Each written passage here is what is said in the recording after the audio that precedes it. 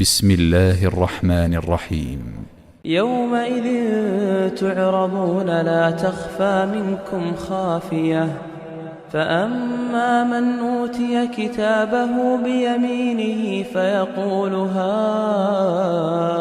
اقرءوا كتابيه إني ظننت أني ملاق حسابيه، فهو في عيشة راضية في جنة عالية قطوفها دانية.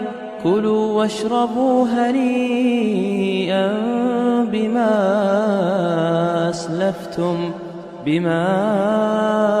أسلفتم في الأيام الخالية.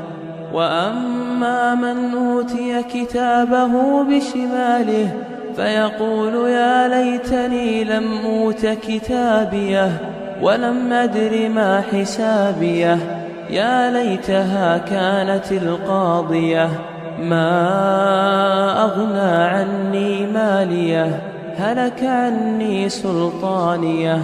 خذوه فغلوه ثم الجحيم صلوه،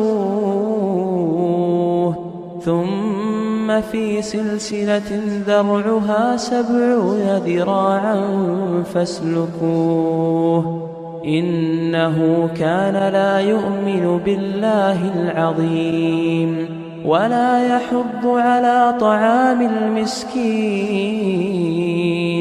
فليس له اليوم هاهنا حميم ولا طعام إلا من غسلين لا يأكله إلا الخاطئون.